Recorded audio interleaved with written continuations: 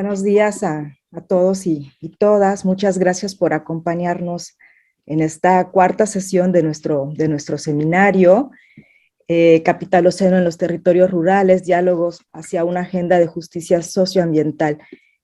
Bueno, la sesión de hoy es, como les mencionábamos, la 4, y el día de hoy nos acompaña dos grandes ponentes para dialogar sobre este tema de los proyectos hegemónicos y amenazas a los bienes comunes. Le vamos a dar la palabra a nuestro compañero Pedro Uc. Me voy a permitir presentar a Pedro. El licenciado Pedro Uc es maya. Él es de una comunidad de Buxots, aquí en el estado de Yucatán, profesor y creador de narrativas de vivencias mayas, así como de poemas en su lengua materna, publicados en algunas revistas, periódicos, antologías y en su sitio virtual. Pedro también ha sido galardonado en varias ocasiones por sus propuestas en poesía y narrativa maya. Como integrante de la Asamblea de Defensores del Territorio Maya Muchme Ximbal, camina como hijo menor las veredas de las comunidades mayas que protegen su territorio del despojo desarrollista en la península de Yucatán.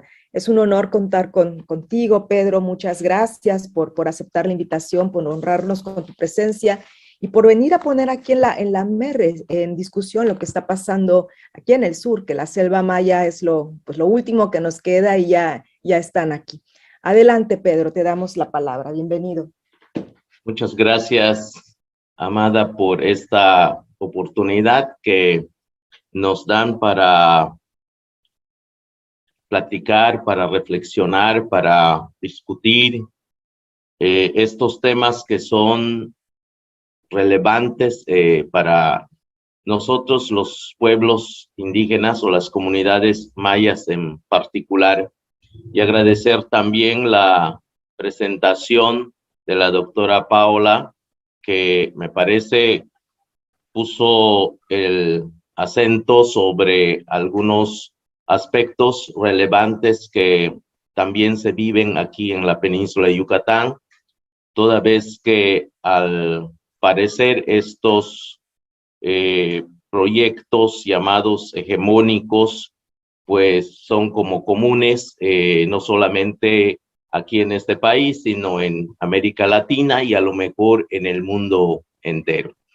Entonces, yo voy a abordar este tema académica, sino desde la mirada de quienes somos comunidad maya, de quienes vivimos en un pueblo, vivimos en una comunidad y que nacimos en una comunidad en la que aprendimos a descubrir qué es vivir y cómo viven nuestros abuelos, cómo vive la gente, cómo vive la comunidad, de qué nos alimentamos, cuáles son nuestras primeras actividades, nuestras celebraciones, nuestra espiritualidad, y qué tiene que ver con esto que se llaman proyectos hegemónicos. Yo creo que a partir de un breve análisis que podemos hacer sobre estas palabras tan cargadas de significado, tan cargadas de energía, podemos ir abriendo algunas brechas. A mí me gusta mucho la primera palabra y la última. La palabra proyecto me suena esperanzador, aunque no siempre quizá, pero me suena bien. Y la palabra bienes comunes me suena muy bien. Pero en medio está el jamón, que son hegemónicos y amenazas. Cuando veo esta forma de plantear esta situación, se me figura una imagen, un paisaje, como de por sí nosotros entendemos la realidad aquí en las comunidades mayas.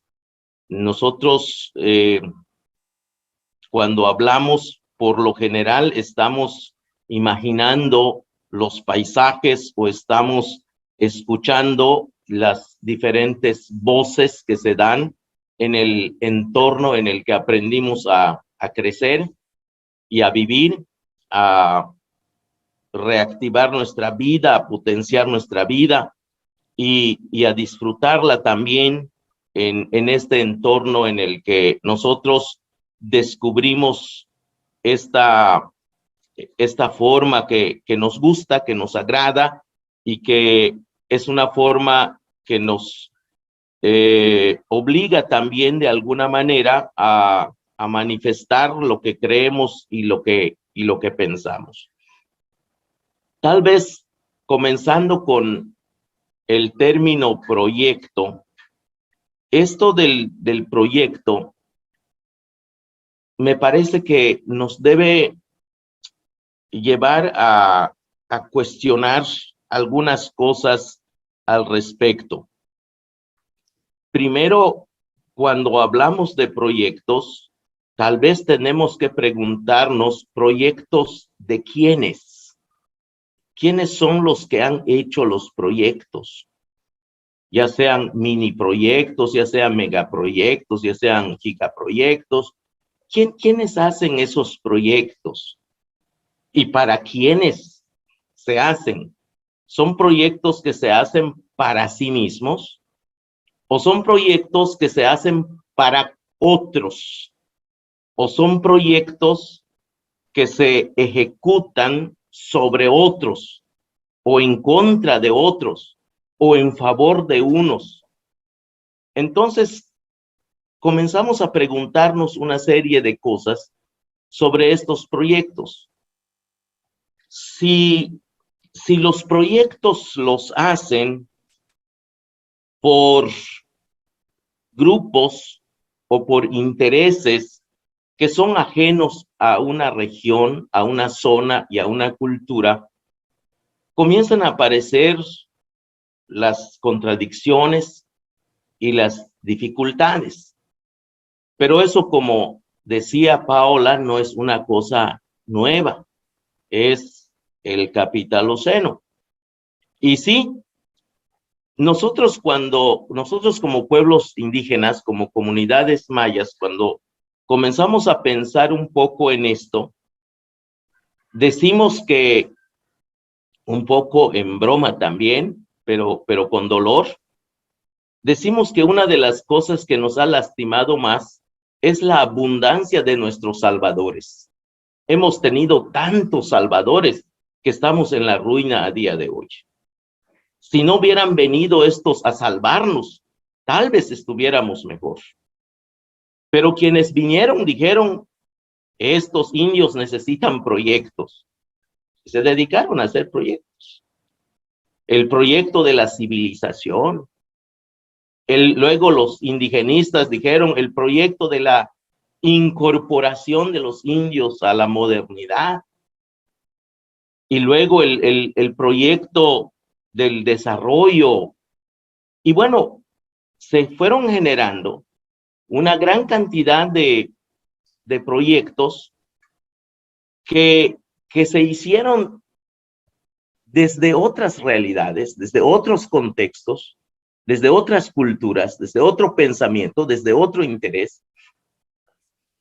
Y las comunidades mayas parece que no estábamos capacitados para pensar, no estamos capacitados para saber, no estamos capacitados para opinar. Así que se elaboraban los proyectos y se venían a ejecutar en territorio maya. Estos proyectos muchas veces implica o ha implicado o sigue implicando que, pues, estos proyectos ha implicado, pues, una de estas palabras que están aquí, amenazas. Pero ojalá se quedaran solamente como amenazas. Aquí estamos hablando de muerte, de destrucción. Pero nos preguntamos si ese proyecto, ¿quién lo hizo? Ahí aparece el otro término, son hegemónicos. Comienzas a buscar quiénes son los que hicieron este proyecto.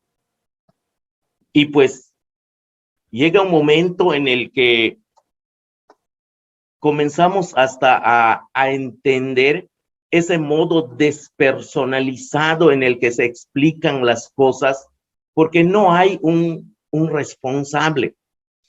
Es decir, cuando en la ejecución de alguno de estos proyectos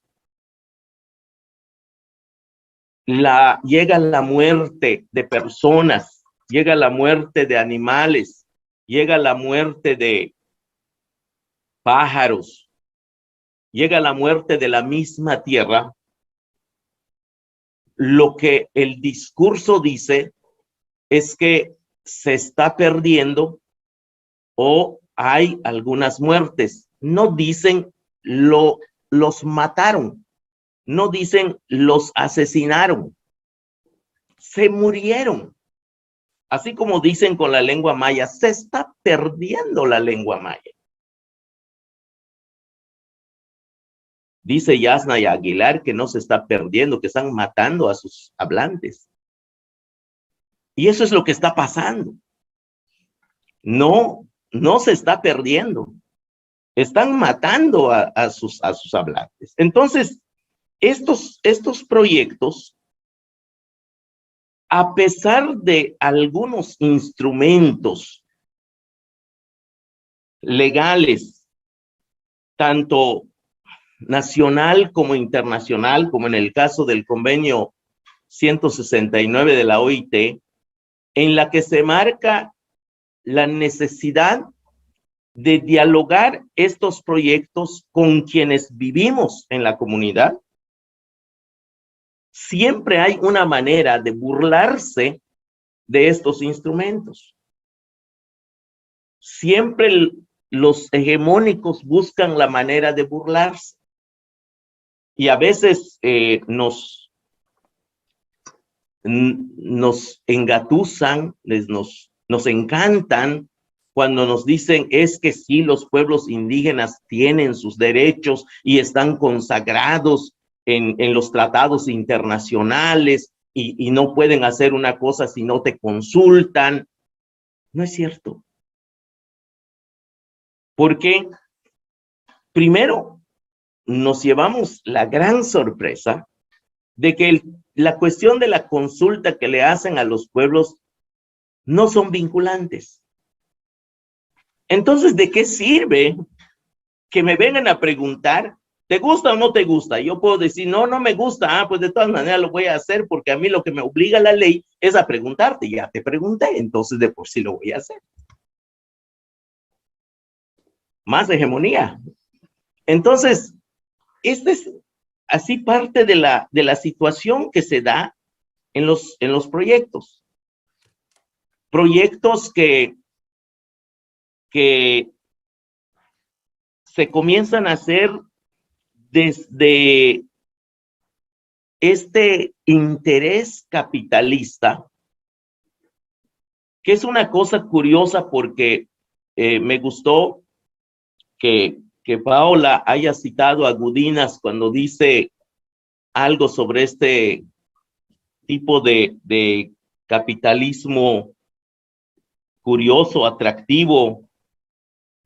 Y sí, y a mí se me antojaba hasta pensar que uno de los críticos del neoliberalismo es el capitalismo. Y si no, revisen un poco la historia actual, la coyuntura actual donde se declara por el capitalismo la muerte del neoliberalismo y vean cómo va. Entonces, en la elaboración de los proyectos, la comunidad indígena en la península de Yucatán es una gente que no cuenta. Son comunidades que no intervienen. Por ejemplo, si revisamos los proyectos elaborados sobre el monocultivo de la soya transgénica, que es uno de los grandes proyectos de aquí. ¿Cuál fue la participación de los pueblos indígenas en la elaboración de este proyecto? Ninguno. Lo que recibimos son ofertas de salvadores que nos dijeron, traemos un proyecto y ustedes van a tener mucho empleo.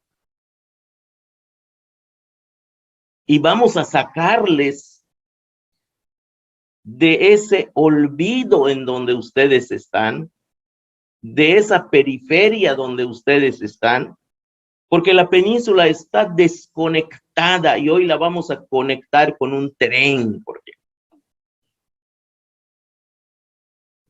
Pero no nos preguntaron, como curiosamente dicen y anuncian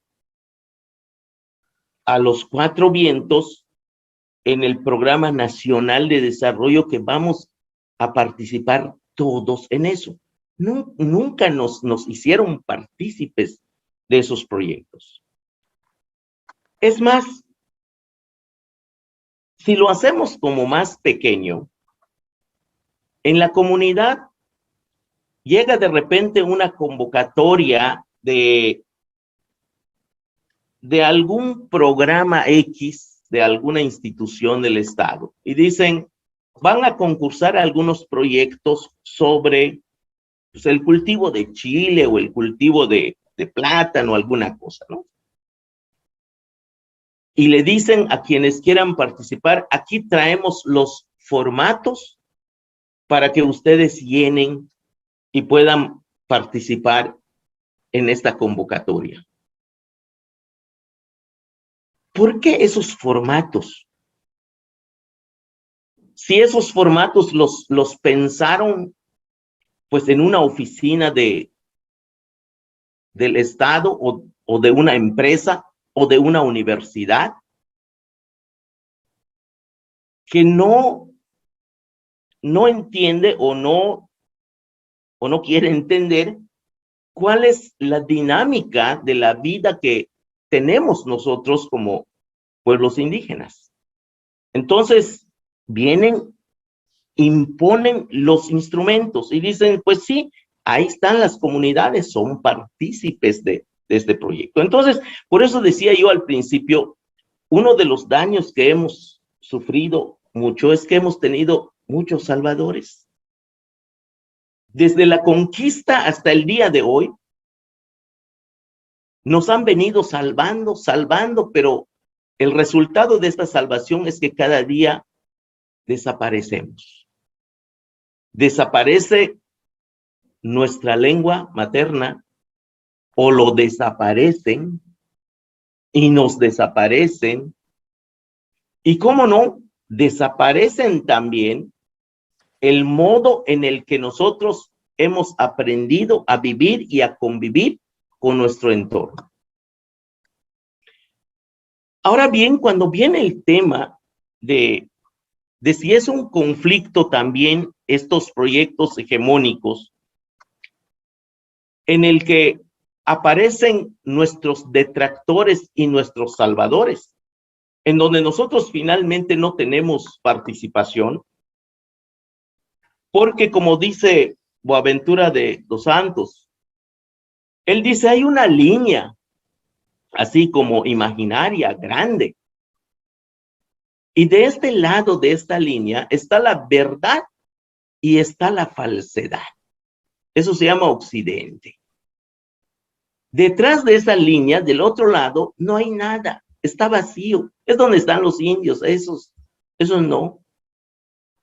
Es más, si van a demandar un daño en el Ministerio Público, lo que hacen es agarrar el Código Penal, ir al final y revisar si está tipificado como delito eso que viene a denunciar, y si no, le dicen, pues eso no es un delito, aunque a ti te parezca un delito, pero eso no es un delito, porque no está aquí en mi código. Pero curiosamente el artículo 2 de la Constitución dice que somos un país pluriétnico. Y que bueno, nuestro país es uno de los primeros que firma el convenio 169 de la OIT.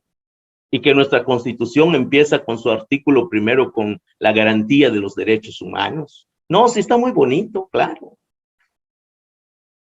Pero todo parece metafórico, o todo parece una ilusión, o todo parece un engaño.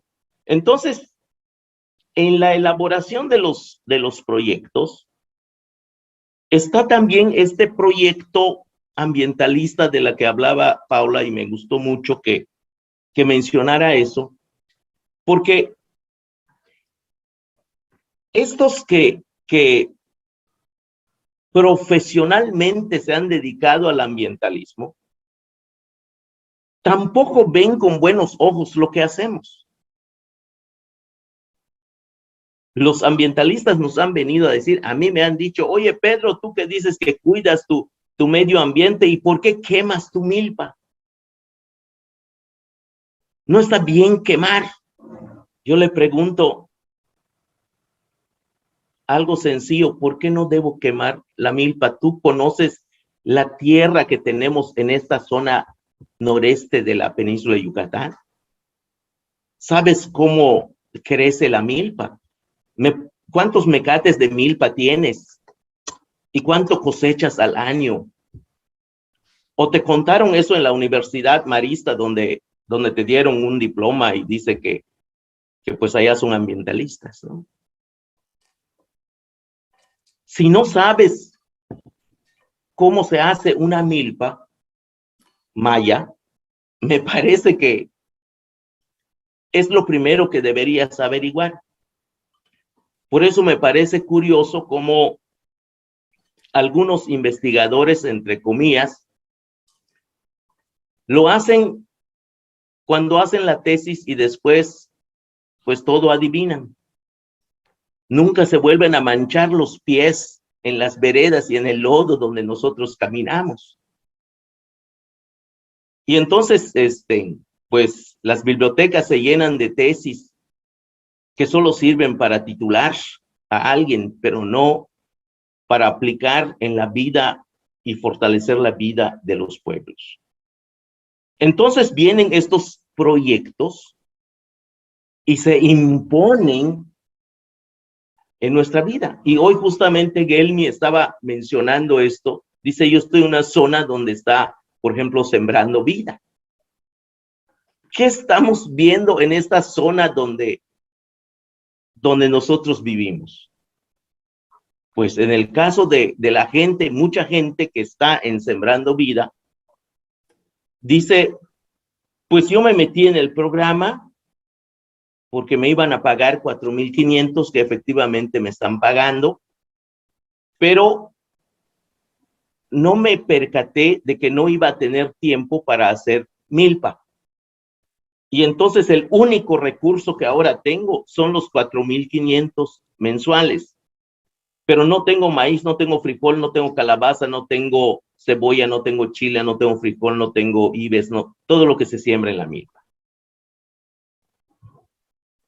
Y ahorita, si me sacan del programa o me salgo del programa, necesito un capital para comenzar a tumbar y tener otra vez milpa el próximo año. Entonces, este tramo de 6, 8 meses, mientras hago la milpa, ¿de dónde saco para eso?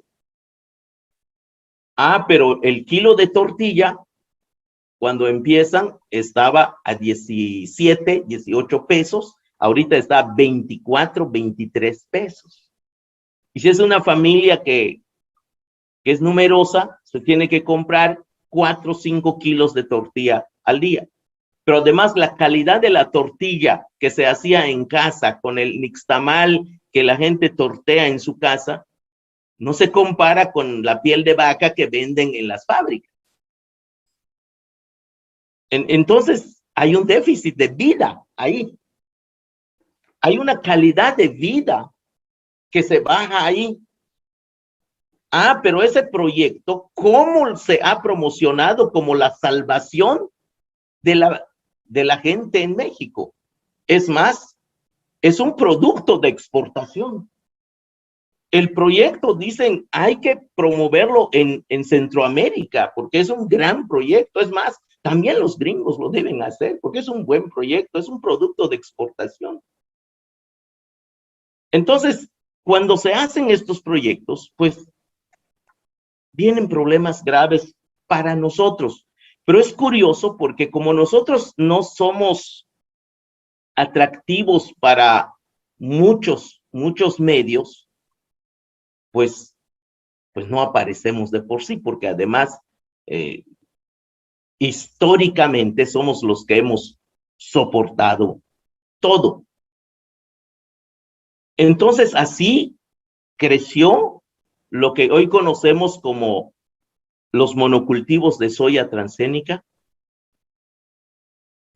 que ha significado muchas cosas negativas o impactos, como unos le llaman, impactos negativos en la vida de la comunidad y en el medio ambiente. Y claro, cuando decimos medio ambiente, nosotros desde la comunidad no es porque seamos ambientalistas como estos ambientalistas profesionales, sino porque es una manera en la cual hemos aprendido nosotros a vivir. Es por eso. Entonces, primero hay una destrucción, hay una deforestación de la poca selva que queda para este monocultivo. La primera cuestión.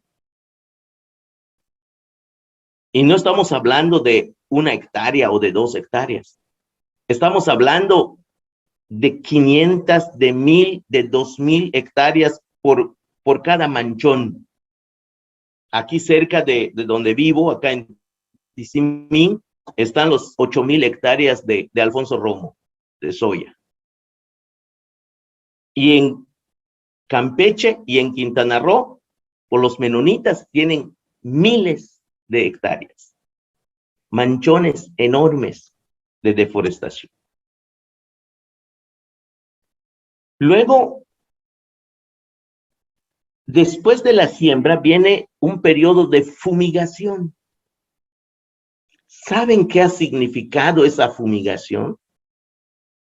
El asesinato de una gran cantidad de insectos, entre ellos las abejas, los insectos polinizadores.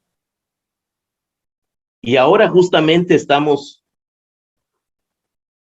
acompañando a algunos compañeros de José María Morelos Quintana Roo, que hace unas semanas les fumigaron sus colmenas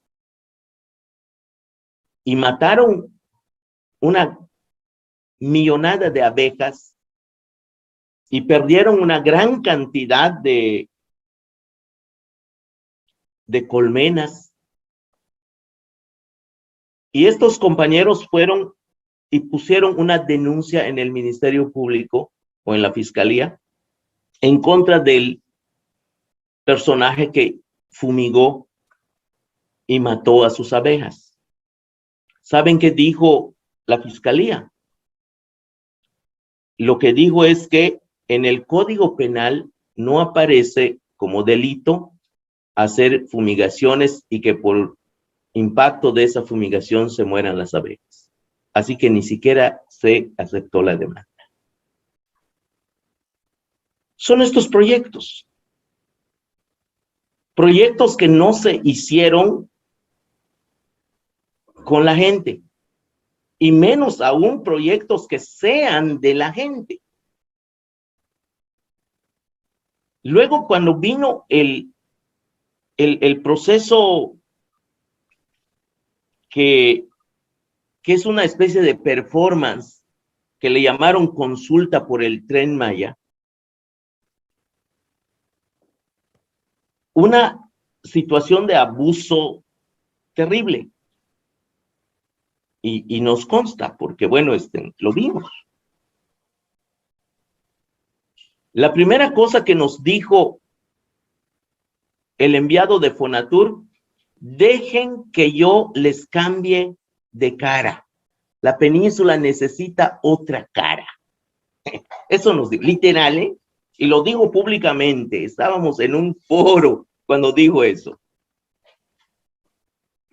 Obviamente preguntamos, ¿y quién te dijo que queremos cambiar de cara? A nosotros pues nos gusta, a lo mejor estamos feitos, pero nos gusta esta cara que tenemos. Entonces, lo que prometieron es lo siguiente.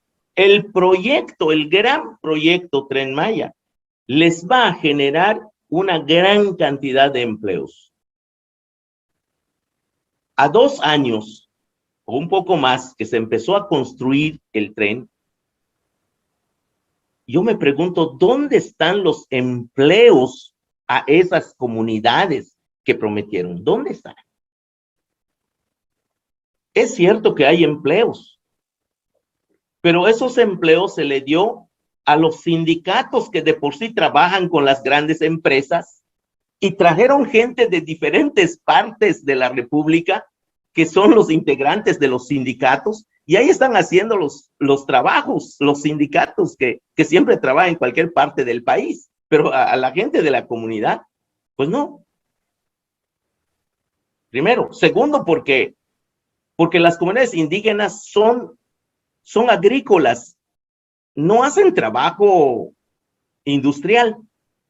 Entonces, a un campesino no le vas a decir, pues tú vas a soldar las rieles, porque no lo sabe hacer, entonces no puede entrar en ese tipo de empleo.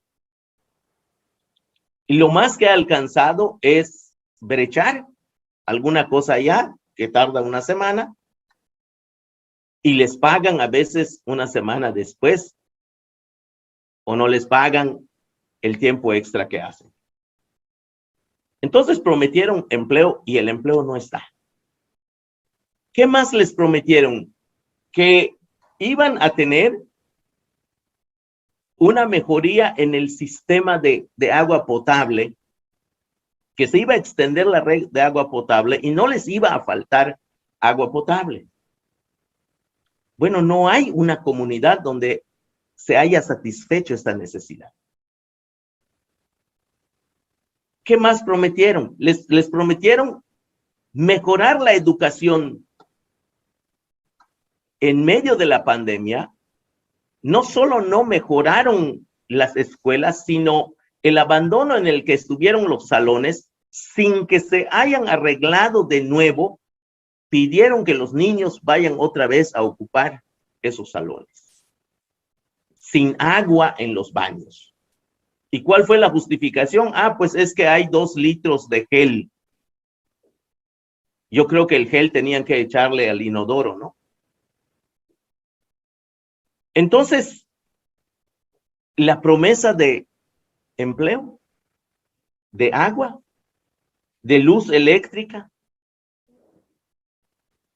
no ha llegado. De educación, ¿y qué diríamos de salud? Que es uno de los temas urgentes en las comunidades. Si en la ciudad está complicadita la cosa en el tema de la salud, en las comunidades está peor. Y uno de los testimonios que da una comunidad de José María Morelos, Quintana Roo, es que por 9 años había estado solicitando la reparación de 15 kilómetros de carretera de su comunidad a la cabecera municipal. Porque esa carretera está muy fea, está intransitable, está llena de baches. Y bueno, resulta que encontraron que se había informado por lo menos 5 veces de que esa carretera ya se había hecho. Aparecía en un blog oficial de que esa carretera 5 veces ya se reparó y nunca en 9 años no se había reparado. Lo que colmó a la comunidad fue que un día una de las mujeres que estaba a punto de dar a luz, la tuvieron que llevar a la cabecera municipal, pero como la carretera estaba muy mala, con los golpeteos del camión, abortó la mujer. Y se y se perdió el niño. Entonces, ¿qué fue lo que pasó?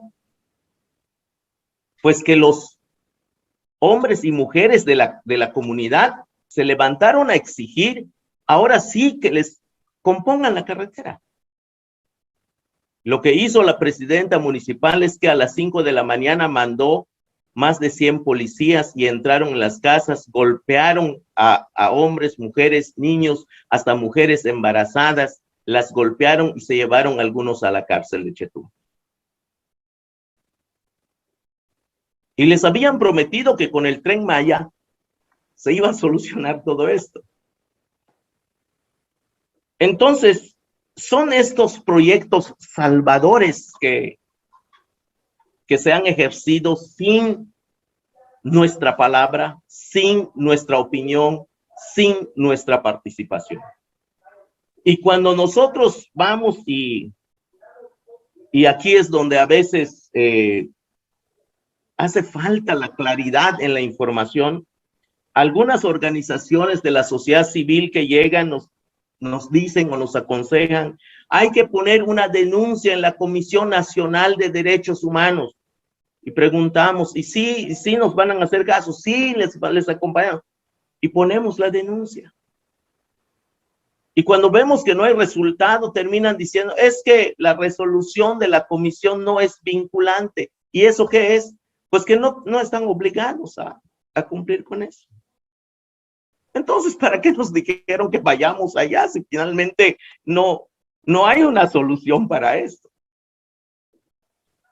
Es que el proyecto no es cualquier cosa, es el proyecto estelar del sexenio.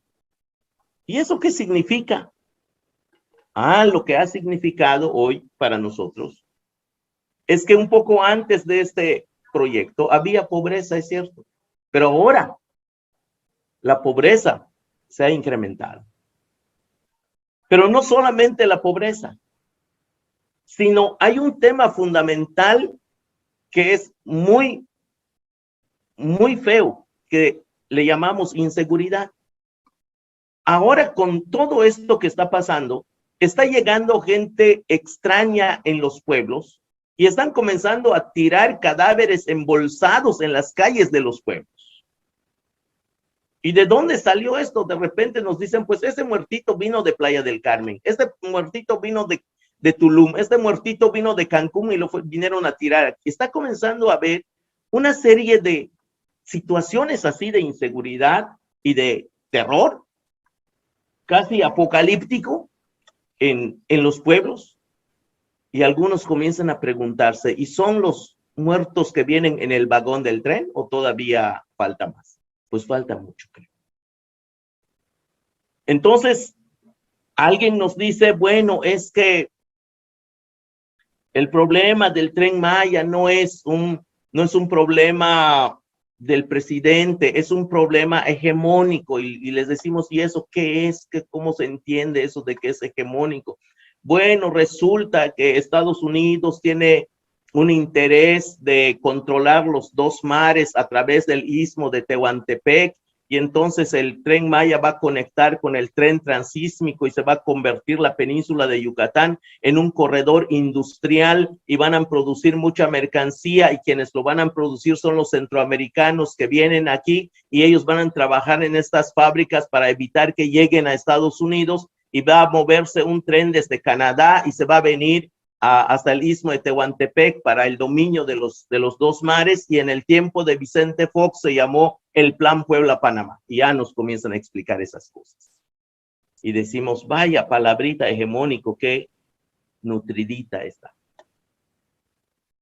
Entonces, cuando descubrimos la complejidad de todo esto, comenzamos a entender por qué están pasando estas cosas que se resume en esta palabra que más nos golpea, las amenazas, que es la tercera palabra, las amenazas.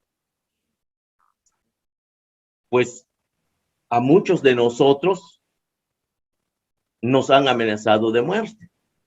En la asamblea donde nosotros trabajamos, pues ha sido amenazado un compañero y también a un servidor, me han amenazado a mí, a mi familia, a mis hijos, nos han amenazado de muerte.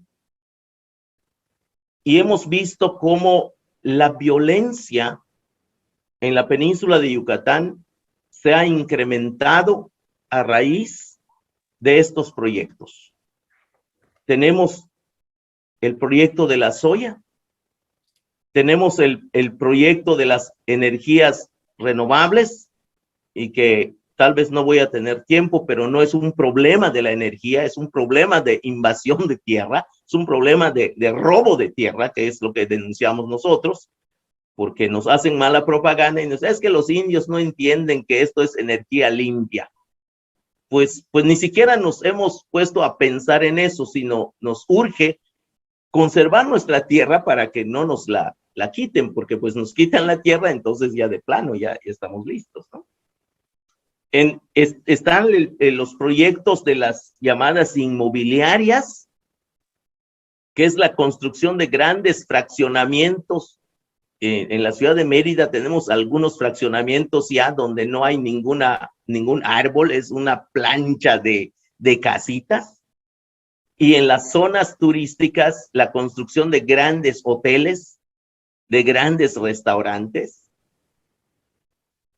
Y luego está, pues, este proyecto también de las granjas porcícolas que contaminan a diestra y siniestra el agua. Pero es curioso porque escuchamos cómo hay discursos grandes sobre la defensa del agua. ¿Dónde está efectivamente o eficazmente esa defensa? Ayer, por ejemplo, un grupo de gente de la sociedad civil hizo un webinario junto con el relator de las Naciones Unidas sobre el agua. Y el relator hizo un discurso maravilloso. Para quienes están empezando a acercarse al tema del agua, dirían, esto es el evangelio según San Onu que he escuchado. Porque la verdad, no solamente era interesante el contenido de lo que decía el Señor, sino tenía una facilidad y un carisma para explicar las cosas, que uno se sienta ya con tanta esperanza como caminando sobre las nubes lleno de gloria. Cuando llegó el momento de las preguntas, afortunadamente alguien preguntó y le dijo, ¿qué probabilidad existe de que esto que acaba de decirnos se convierta en realidad? ¿Saben qué dijo? Las Naciones Unidas lo único que hace es tratar de hacer una mediación y no es vinculante. Así.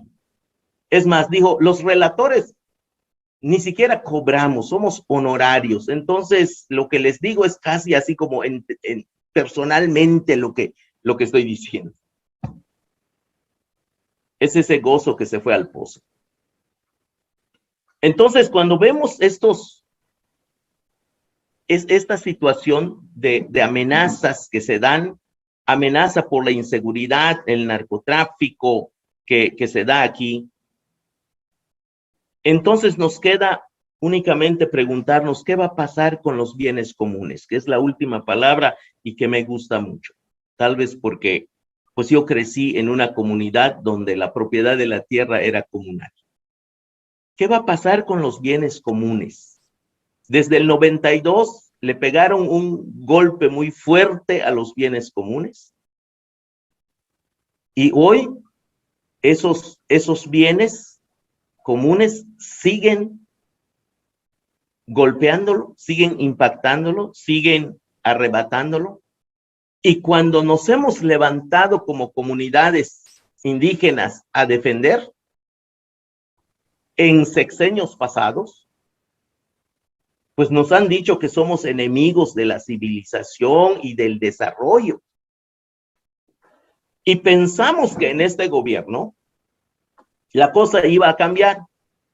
Bueno, sí cambió, los términos de descalificación fueron diferentes. Hoy somos de extrema derecha, somos fifí, le hacemos el caldo a la derecha y somos cártel de los ampareros. Así nos ha llamado este gobierno. Entonces, proyectos hegemónicos y amenazas a los bienes comunes es una situación que estamos viviendo aquí y que necesitamos conocer, saber, y que creo que la alianza o el acompañamiento de los diferentes sectores de la sociedad que se interesen en esto para sentarse y discutirlo, podría ser una salida.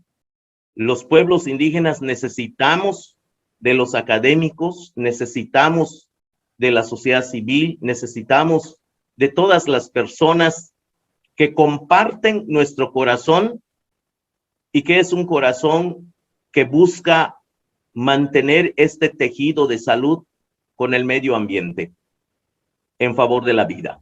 Muchas gracias. Muchas gracias, compañero Pedro. Muchas gracias por tu maravillosa intervención. Yo quisiera permitirme mencionar esto, compañeros, compañeras. La construcción que tienen de Yucatán, de la península, es eso, es una construcción. Yucatán no es un paraíso.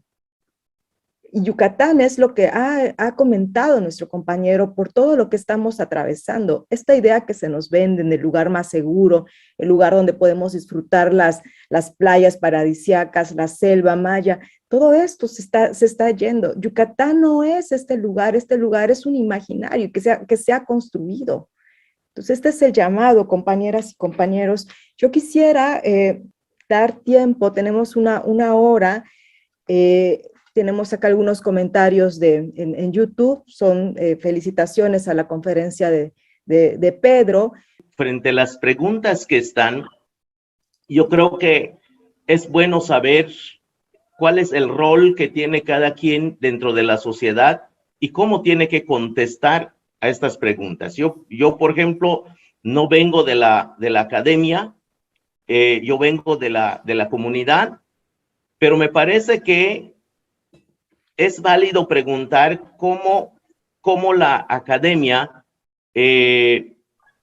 ha respondido a estas preguntas o no las quiere responder. Porque me parece que es importante a qué se dedica la academia. Si se dedica a apuntalar un proyecto de sexenio o se dedica a apuntalar un proyecto científico de verdad. Porque si en el caso de la investigadora que menciona es el doctor, aunque no dijo su nombre, ya me imagino quién es, ella dijo que en la asamblea Muchimbal somos solamente 20 personas que estamos en contra del tren. Yo sí me atrevo a hablar del tren porque pues no tengo nada más que perder. La cuestión es que esta investigadora nunca se ha asomado con nosotros, ni sabe quiénes somos, ni sabe cuántos somos, pero yo escuché que dijera en un webinario que Muchimbal solamente son 20 personas y que están en contra de un proyecto tan importante de desarrollo. Digo, ¿dónde habrá aprendido a investigar si ni siquiera nos hizo preguntas? No sé si después de la tesis uno ya adivina cosas así por así, ¿no? Entonces, yo creo que sí es importante que sea un fruto de una investigación y no de una interpretación solamente. Me parece que tiene que haber un fundamento y después que venga la interpretación. Pero si se quiere ejercer una cuestión hermenéutica sin un fenómeno ahí demostrado, me parece que es donde entramos en situaciones difíciles porque estamos defendiendo una bandera que tiene que ver con intereses justamente del capitalismo o del socialismo, de los ismos que sea, ¿no? Donde uno esté ondeando su banderita.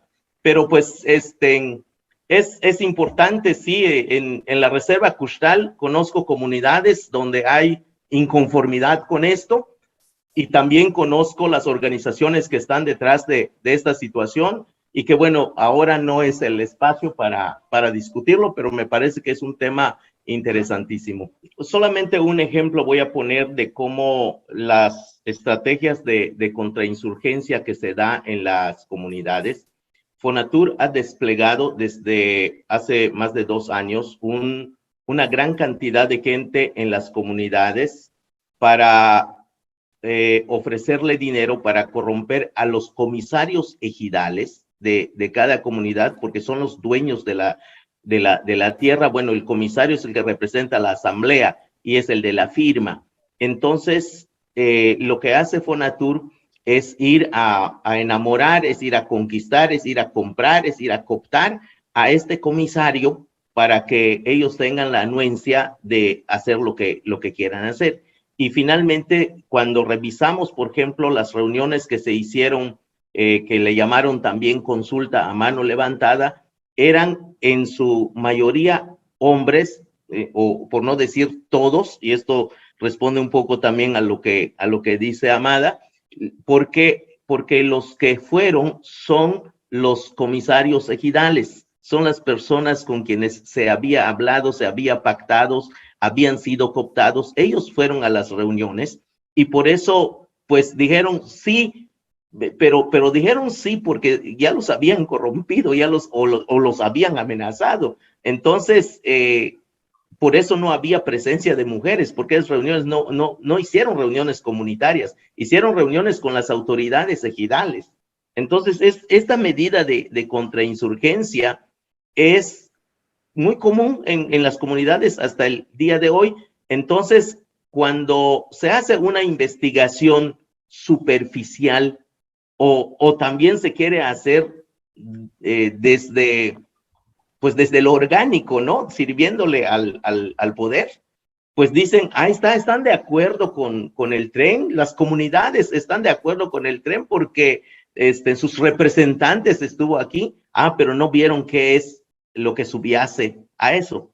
Hay un elemento subyacente allá que hace falta zambullirse un poquito para investigar de fondo y ver qué fue lo que pasó. Entonces, hay una serie de cosas, de medidas que se dan en este sentido. Además de que si aceptan, les dan becas, si aceptan, les becan a sus hijos y si aceptan, les van a hacer otros favores y otras prebendas. Entonces, ese tipo de cosas son, entre otras, las que han prevalecido y que han lastimado mucho, pues, la vida de las comunidades. Es la colonización en su máxima expresión moderna neoliberal.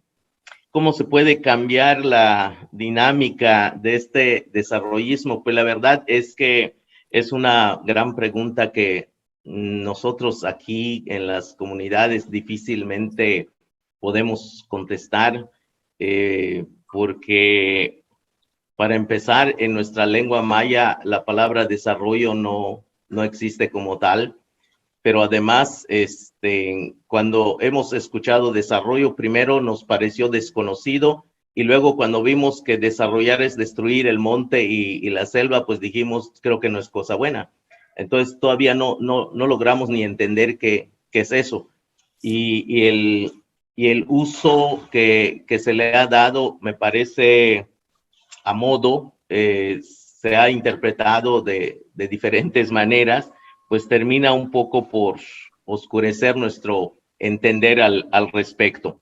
Yo sí creo que entre las cosas importantes para bien es que en las comunidades pueda haber una escucha honesta, aunque creo que es mucho pedir, porque yo no sé, cuando uno habla de honestidad entre los políticos, híjoles, casi pierdo la esperanza, ¿no? Entonces, decirles, queremos que nos escuchen honestamente, pues es difícil. Y luego, pues tenemos el problema de que estamos aplastados por un eurocentrismo, por un pensamiento único, por un pensamiento verdadero que es ese pensamiento hegemónico, ¿no? Entonces, difícilmente entienden nuestra lógica. Aquí la lógica es producir y consumir. Primero consumo, luego existo. Entonces, nosotros, pues, Comentábamos en uno de estos talleres que tenemos que nuestros abuelos, por ejemplo, hace tiempo, iban a buscar miel en la selva y para hacer además sus velas con la cera. Y pues la gente se dedica a hacer eso en su casa, no compra vela porque hace sus propias velas con la cera, tiene miel que va a buscar en el monte y a veces invierten 3, 4 días, 5 días en ese tipo de actividades que son también como especies de rituales donde alimentan un poco la espiritualidad. Eso no se va a entender en Occidente porque dicen el tiempo es oro y necesito trabajar para que yo tenga dinero, porque hay que ir a comprar, pues, no sé qué, un teléfono, una cosa que me gusta en el supermercado, alguna cosa así. Entonces, es difícil. Yo digo que si tan siquiera como un primer paso que nos pudieran escuchar, sería muy interesante. Creo que eso ayudaría un poco para hacernos un poco de justicia. En segundo lugar, yo estoy de acuerdo con la doctora cuando habla de que no se debe de generalizar en las cosas. Tal vez allí cometí el error de no puntualizar eso. Claro que hay gente que quiere el Tren Maya, empezando con los empresarios, claro que lo quieren, claro que les va a servir, claro que lo están promoviendo. No podemos decir, obviamente, nadie en la península lo quiere, eso no es cierto. Tan lo quieren que lo están haciendo y lo están haciendo a pesar de, y si tienen que pisar a alguien, lo hacen porque lo quieren, definitivamente, pero lo quieren los empresarios, ¿no?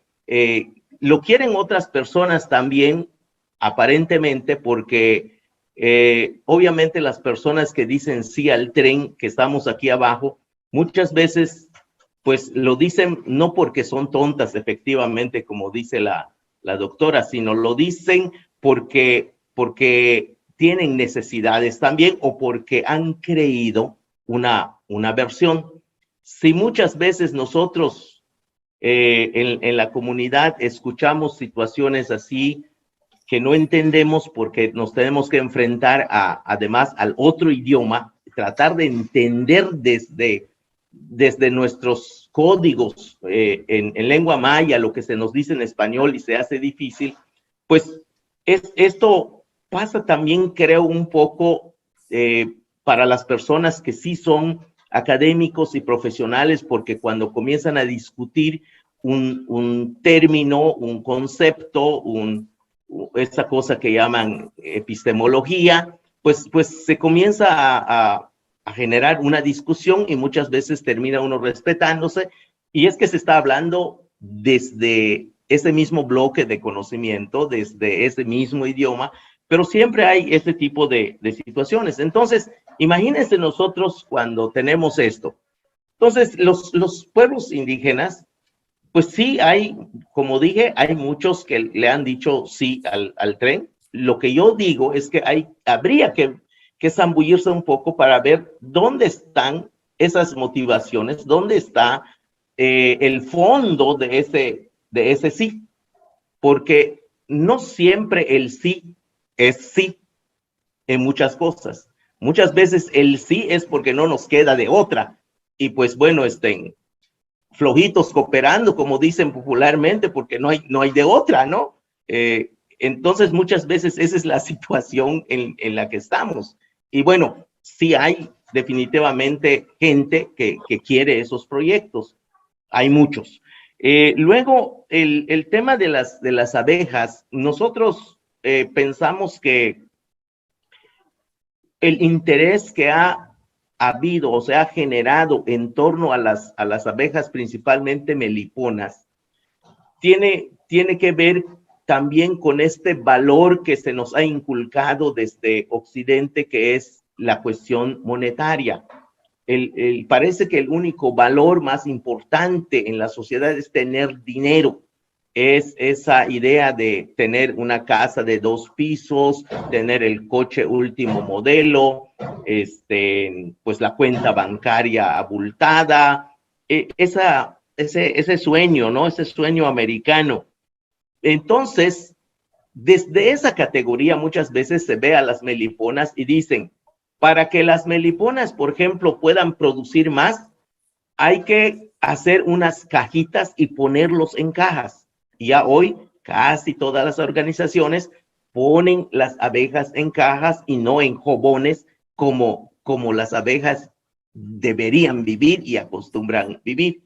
Y cuando preguntamos, ¿y por qué en cajas? Porque es más fácil de manejar y es mucho más fácil que ellos puedan producir aquí y cosecharlos rapidito, ¿no? Entonces la idea es eso.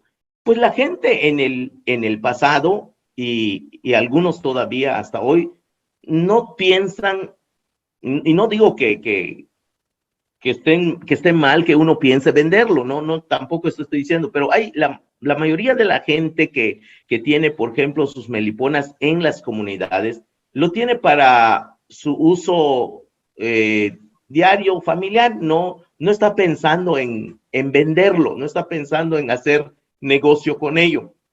Y para eso, pues, procura que estas abejas estén en las mejores condiciones de su hábitat, porque estas abejas las consideramos no como nuestras esclavas que van a trabajar para darnos dinero, sino los consideramos como en el pensamiento maya es que todos somos parte de la vida, y esto lo explica muy bien Carlos Lenkersdorf en su libro con los tojolabal, que vale la pena echarle un ojo, y ver cómo él logra recoger el pensamiento tojolabal y la práctica de los tojolabal, que son mayas igual que nosotros y tenemos igual esa misma costumbre.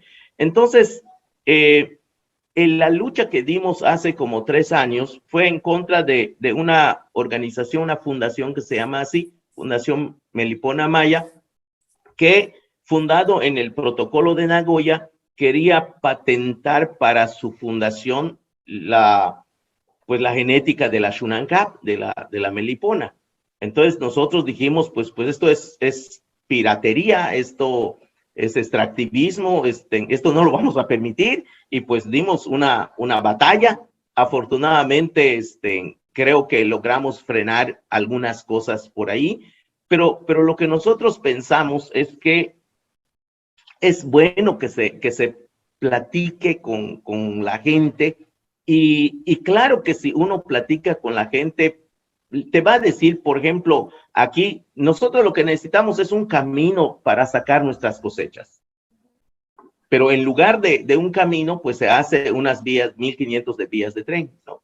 Entonces eso no es escuchar a la gente. Y ese es el problema, me parece que está de fondo. Entonces, en el caso de las abejas, hay una relación allá de intimidad, de familia entre el maya y las abejas, que tal vez en otro momento podemos platicar, de una espiritualidad que se da en esta relación familiar entre las personas y las abejas, porque además mucho del trabajo que se hace con abejas meliponas lo hacen mujeres, y hay una especial expresión de amor en esa relación entre las abejas y las mujeres. Es una maravilla. Entonces, todo eso, pues, creo que es parte de los valores que tenemos como cultura maya y que queremos conservar. Obviamente eso no genera un montón de dinero, no es una cuestión empresarial, pero es una manera de vida que nos da salud, que nos permite vivir sanos, y eso es un poco lo que en este momento puedo compartir. Una de las cosas que hacemos en la comunidad es esta experiencia que llamamos de comunidad a comunidad. Es decir, establecer una especie de diálogo entre una y otra comunidad para intercambiar sus experiencias. Pongo un ejemplo concreto de lo que hicimos hace unos meses. En una comunidad donde unos compañeros se habían organizado para empezar a hacer su trabajo de apicultura, pues ya tenían algunas colonias, pero no sabían mucho o casi nada sobre el trabajo de la apicultura. Querían empezar, pero no tienen el conocimiento, no tienen la experiencia. En este caso, yo que pues por los años que ya tengo, ya estoy viejito y conozco casi toda la península de Yucatán, pues yo conozco a compañeros que son muy buenos y tienen muchos años trabajando el tema de las abejas. Entonces yo fui y le platiqué a un compañero de Quintana Roo, que unos compañeros de Valladolid están empezando y quieren asesoría sobre el tema de las abejas. Entonces, pues los pongo en contacto y este compañero de mucha experiencia, que es un gran apicultor, fue una semana a darle unos cursos prácticos a estos compañeros de la comunidad. Y en un segundo momento, los compañeros de la comunidad fueron a la comunidad del apicultor experimentado para terminar de aprender. Y entonces, no solamente aprendieron las cuestiones técnicas, sino los enseñaron a organizarse también, porque este compañero que sabe, está en una cooperativa de muchos años y ya sabe el trabajo organizativo, y ya venden, exportan miel a Alemania, y ya se establece un vínculo que resuelve varios problemas. Uno, la cuestión técnica, otra la cuestión organizativa y otra la cuestión comercial, y se fortalecen los lazos comunitarios. Eso es un poco lo que hacemos, y se resuelven varias cosas a la vez, y no se afecta a nadie ni a nada. Y eso es un poco lo que hacemos en la asamblea con los compañeros aquí, de generar la información, y ellos discuten esa información, nosotros ayudamos en Maya a hacer la discusión también, y ellos toman decisiones de cómo van, siempre y cuando vean cuáles son las diferentes opciones que tienen. A lo mejor eso no resuelve a nivel global el asunto, pero está resolviendo cuestiones de una región, de la península de Yucatán, de las comunidades que todavía están ahí. Entonces, una cosa fundamental que nos ayuda mucho es justamente la de generar una información que sea la información que necesitan nuestros compañeros. Y esto es también una cosa difícil, porque mucha de la información que les llega, pues no es información que necesitan, es información que están casi obligados a tener porque no tienen otra, no saben manejar de repente las redes, y muchas veces en las redes cuando entras hay mucha basura. Entonces es difícil comenzar a captar una buena información. Parte de nuestro trabajo, de los que más o menos ya sabemos manejar estas cosas, pues es llevarles el material, y a partir de ese material se genera una discusión, y luego se pasa a las actividades concretas. Y si la actividad es una demanda, pues vamos a hacer la demanda. Si es un amparo, vamos a hacer el amparo. Si es productiva, vamos a hacer la cuestión de la producción. Si es de organización, vamos a hacer la organización. Eso es un poco lo que hacemos en la asamblea. Y en la asamblea, pues somos de comunidad a comunidad. No somos una asociación civil, somos comunidades. Y vamos prestando, pues, nuestros conocimientos, nuestro tiempo de comunidad a comunidad. Eso es un poco lo que hacemos y compartimos en este momento. Sí, es un gusto y de verdad es una alegría compartir con ustedes esta experiencia que se da, y que nosotros somos testigos sobre esta relación que se da entre las mujeres y las abejas. Lo que nos enseñan nuestros abuelos y estos que han venido trabajando por años, por siglos, estas abejitas, pues es que son de unas características distintas a las abejas apis, porque estas abejitas, cuando hay lluvia, pues se protegen; cuando hay frío no salen, no toman el polen o la miel de las flores, de cualquier flor, a diferencia de las abejas apis. Es flor que encuentran, flor que le agarran la miel. Estas no pueden tener allí flores que tengan miel, pero ellas escogen las flores donde toman miel.